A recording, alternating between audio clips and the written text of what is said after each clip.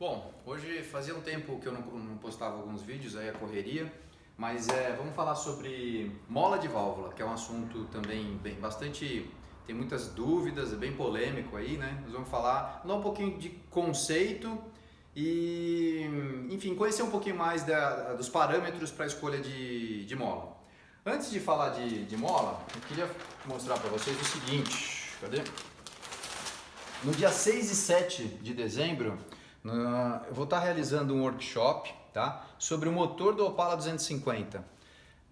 Isso vai ser realizado na Tecnomec, que é uma referência aí na parte de ensino mecânico, talvez o único no Brasil aí, se não tiver alguns outros órgãos, mas a Tecnomec é referência. Eu estudei lá, sugiro vocês se informarem um pouco quem já não conhece. E as inscrições é com a Jéssica, também na Tecnomec, esse é o telefone, ou por e-mail também, tá? Nesse workshop, eu que vou estar apresentando, são 2 dias, é uma quinta e uma sexta-feira, dia 6 e 7 de dezembro, como eu falei, das 8 às 17. Nós temos 16 horas para falar de motor de Opala, tá? Então nós vamos começar nós vamos ter um bloco lá, nós vamos falar a parte de teoria, de montagem técnica, não é só preparação, mas a montagem técnica, do mecânico, do preparador, do entusiasta, do dono do carro que quer fazer o seu próprio motor. Então conhecer esses detalhes, né? Que a cada ano que vai passando vão estar sendo esquecido algumas coisas aí desses motores mais antigos, né? Desses projetos mais antigos. Mas enfim, é uma forma da gente ter um bate-papo, tirar dúvidas, vamos montar esse motor juntos. No último dia, nas últimas horas, nós vamos falar sobre alguns conceitos de preparação, alguns mitos, algumas coisas que o pessoal comenta, mas sem muita base técnica, muita coisa que ficou no mercado e a gente acaba até se perdendo na escolha de peças aí para o nosso projeto pessoal, tá? O meu old stock vai estar na Tecnomec também. A Tecnomec tem um dinamômetro, é muito preciso por sinal, então se tudo der certo aí a gente vai dar umas puxadas aí só para vocês terem um pouco de noção do motor de competição e também do motor original no workshop, tá bom? Vamos lá, façam as inscrições, é um momento bem legal para a gente estar juntos lá, eu vou estar pessoalmente e a gente tirar todas as dúvidas aí que a gente tem sobre o motor de Opala. Bom, vamos voltar no assunto de hoje. O assunto de hoje é sobre as molas de válvula, como eu falei, e toda mola, até a sua deformação elástica, né? Não plástica, ou seja, quando você deforma uma mola, ela vai até um certo ponto onde depois ainda ela consegue voltar no repouso às suas condições originais. A partir de um certo ponto, se você deformar demais essa mola, ou esticar ou comprimir, ela se deforma e aí não volta mais. Então isso é chamado de deformação plástica, tá? Então dentro da deformação elástica, ela respeita essa equação aqui, que é a lei de Hooke.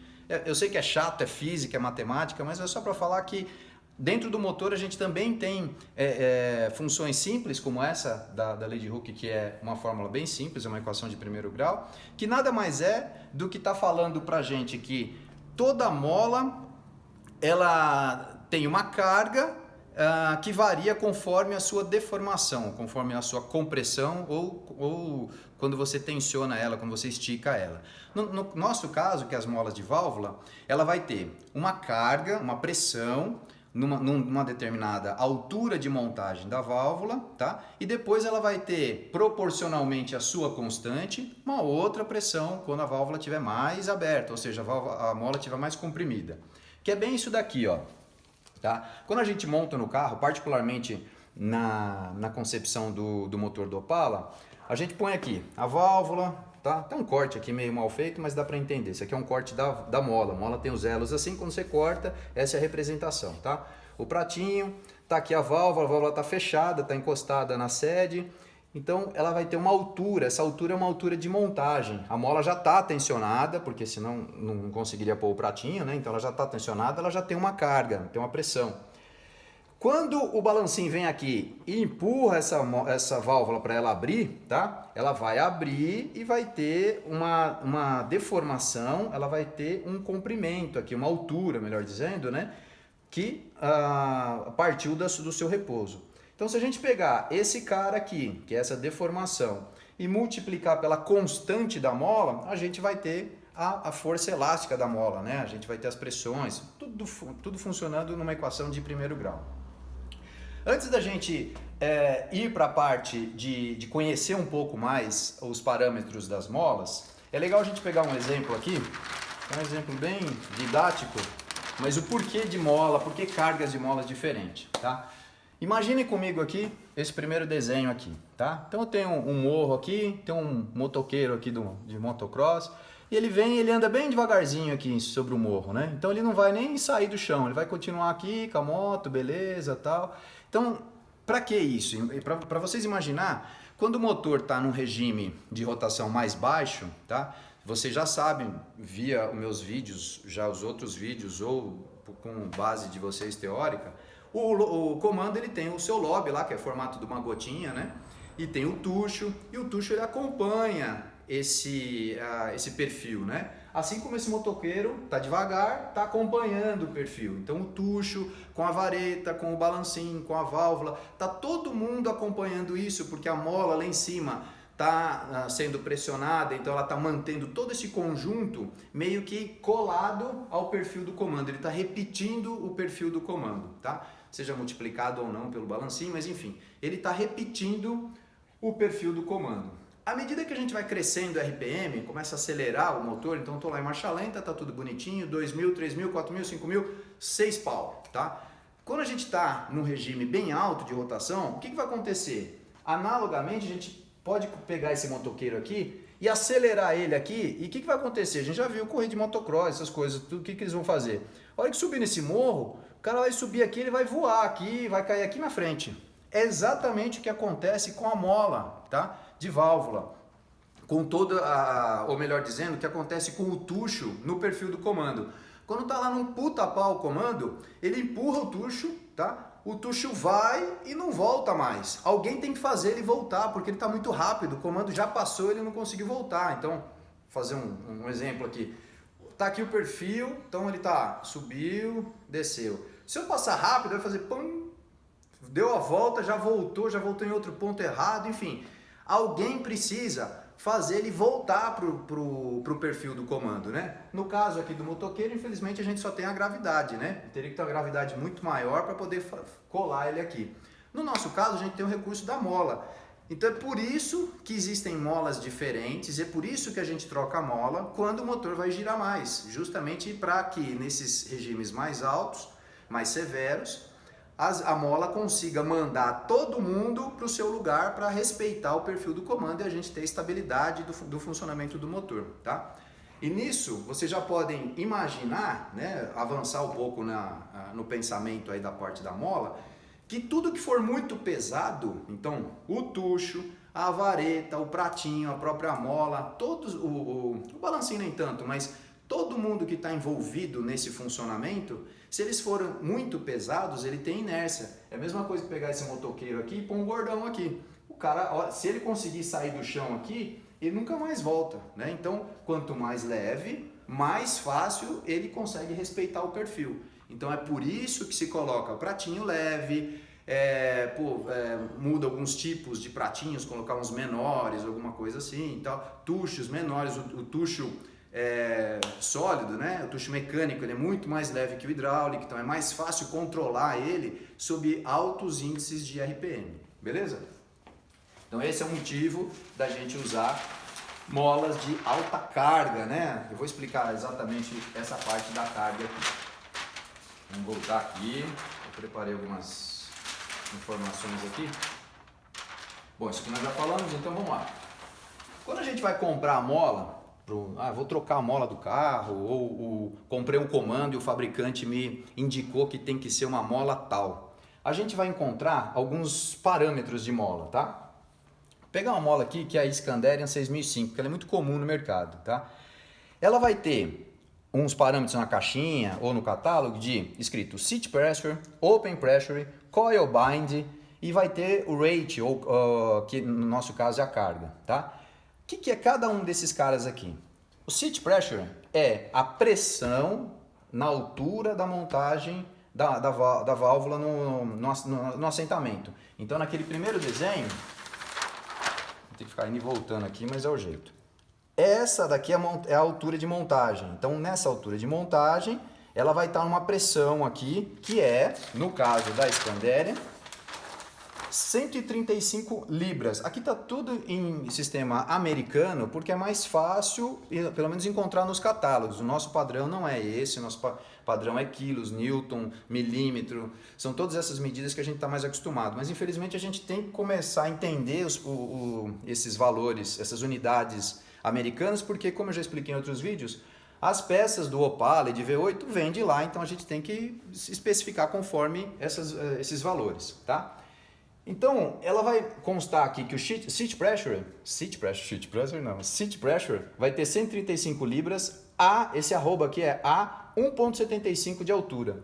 Então, nessa altura de montagem, ela está falando que aqui até esse ponto precisa estar com 1,75 polegadas para ter aqueles 135 libras, tá? Aí você vai falar, pô, mas isso daí não é um parâmetro da mola, né? É um parâmetro do cabeçote.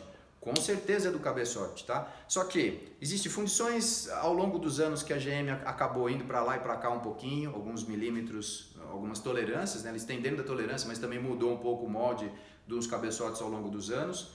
E também tem aquilo, se você mudar a sede, tipo você tem que fazer uma sede nova para a sua válvula aqui, então a válvula já entrou mais para dentro, mudou a altura. Trocou o pratinho, mudou a altura. Trocou a própria válvula, os fabricantes, entre os fabricantes que a gente tem no mercado ou importado, se a posição da trava aqui for diferente, o pratinho vai ficar mais alto ou mais baixo, muda essa altura, tá? Então essa altura de montagem cabe a gente como preparador, como entusiasta, como dono do carro, conferir isso. E o único jeito de conferir isso de forma precisa, não adianta pôr um paquímetro, essas coisas que vai ser uns valores que vão acabar se perdendo, tá? O único jeito de medir isso é com um micrômetro de altura de mola, tá? Eu tenho um aqui, vem cá, X, mostra pra eles aqui. Aqui, ó, mostra essa peça aqui. Esse cara aqui é um micrômetro de altura, então ele está colocado aqui com um pratinho, com uma trava, com a válvula aqui, ó. Tá? Tá bom.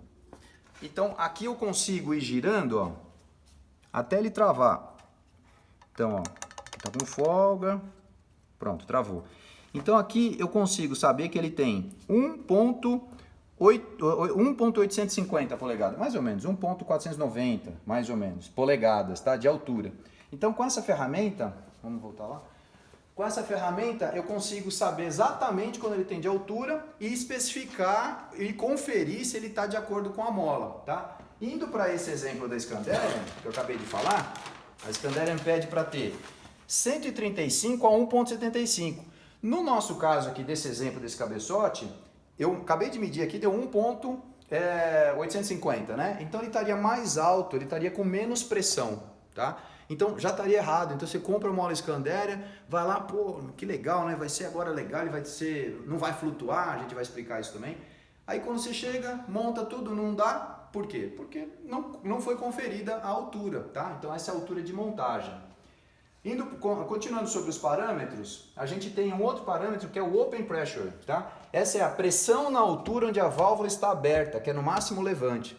Então quando tem o comando do carro, a hora que ele estiver abrindo ao máximo, a válvula vai estar aberta ao máximo, tá? Então ela vai comprimir a mola até a sua altura máxima, até o máximo que vai ser o levante vezes, mais ou menos vezes a multiplicação pelo balancinho, tá? Então essa altura aqui, ó, da base do cabeçote até aqui em cima onde está o pratinho, pela que o Scanderian pede nesse exemplo, 1.2 a 280, vai dar 285 libras quando tiver 1.2, então vai estar, a hora que estiver bem comprimida. Aí existe um outro fator aqui, que é o coil bind. Esse é o fator mais importante, talvez, que muita gente, talvez ninguém comente sobre isso, tá? Aqui está falando que a 1.12, ele tem esse parâmetro, coil bind. O coil bind é o parâmetro onde que eu estou comprimindo a mola, estou comprimindo, chega um ponto que ele encosta os elos. Quando ele encostar os elos, ele virou um bloco, virou um calço, tá? É nessa hora que quebra tudo, tá? Ou quebra a mola, ou entorta uma vareta, ou quebra um prato, ou quebra uma trava, ou quebra o pé da válvula, ou quebra o balancinho, ou puxa o prisioneiro para fora, ou come o comando, mas alguém vai quebrar, tá? Então é muito importante determinar ou dimensionar a mola levando em conta esse parâmetro do coil bind, tá?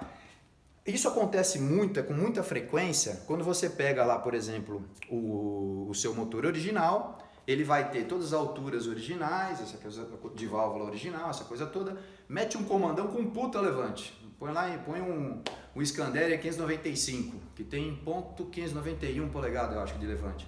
Aí mete um balancinho grande, roletado, 1.78, o que acontece?